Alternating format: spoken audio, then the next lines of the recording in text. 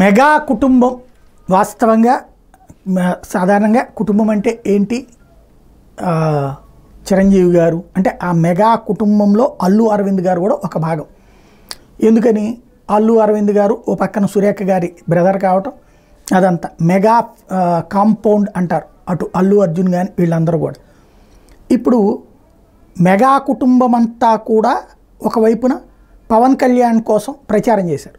Even తాజా చిరంజీవి గారు కూడా పవన్ కళ్యాణ్ని గెలిపించమని పిలుపునిచ్చారు.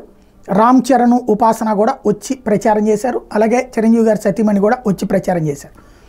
అదే సందర్భంలో ఈవెన్ అల్లు అర్జున్, ఎవరైతే అల్లు అరవింద్ గారి అబ్బాయి, హీరో, స్టైలిష్ స్టార్ అని పేరున్నటువంటి అల్లు అర్జున్ కూడా పవన్ కళ్యాణ్ని గెలిపించమని చెప్పి కోరారు. అయితే అదే అల్లు అర్జున్ తాజాగా నంద్యాల నియోజకవర్గంలో వైఎస్ఆర్ కాంగ్రెస్ పార్టీ తరపున పోటీ చేస్తున్న అభ్యర్థి తన మిత్రుడు కావడంతో రవి ఆయన్ని కలవడానికి రావటం, తన సతీ సమేతంగా రావడం, ఇద్దరూ కలిసి అక్కడ పబ్లిక్ పెద్ద ఎత్తున రావటం, దాంతో అక్కడ ఆయనకి ఓటేసి గెలిపించమని కోరడం అన్నటువంటి జరిగింది.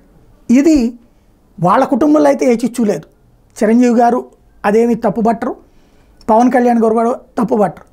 కానీ ఫ్యాన్స్ ఈ చీలిక మళ్ళీ తీసుకుని వస్తారు. ఇంతకుముందు కూడా ఆ ప్రోగ్రాములకు వెళ్ళినప్పుడు నినాదాలు చేస్తూ ఉండడం, పవన్ సీఎం పవన్ లాంటి నినాదాలు చేస్తుంటే అవును సీఎం కావాలని మేము కూడా ఆకాంక్షిస్తున్నానని అనేక సార్లు అల్లు అర్జున్ కూడా చెప్పడం, ఒక మీటింగ్లో ఇక వెక్స్ అయిపోయి మేము అసలు పెట్టిన ప్రోగ్రాం ఒకటి మీరు తీసుకెళ్తుంది ఒకటి అంటూ నేను మాట్లాడినట్టు, అప్పటి నుంచి అల్లు అర్జున్ని నీకు అహంకారం వచ్చిందంటూ వీళ్ళందరూ ట్రోల్ చేయడం, ఇదంతా జరిగిపోయింది. అయితే అట్లాగని అల్లు అర్జున్ కానీ అల్లు అరవింద్ కానీ కుటుంబం ఏమి దూరం కాలేదు. చిరంజీవి గారికి అంతా బాగానే ఉన్నారు. కాబట్టి ఒకే రోజున ఇద్దరు చెరొక వైపు, అటు పక్కన జనసేన తరపున, తెలుగుదేశం కూటమి తరపున జనసేన కోసం అని చెప్పేసి రామ్ చరణ్, ఇటు పక్కన అల్లు అర్జున్ వచ్చారు. అయితే ఇద్దరూ కూడా మంచి ఉద్దేశంతోనే వచ్చారు. మనం గుర్తుపెట్టుకోవాల్సింది అది. అభిమానులు దీంట్లో రెచ్చగొట్టుకోవడం, తిట్టుకోవడం లాంటిది మానేస్తే బెటర్. అనవసరంగా వాళ్ళ మధ్యన చిచ్చు పెట్టక్కర్లేదు.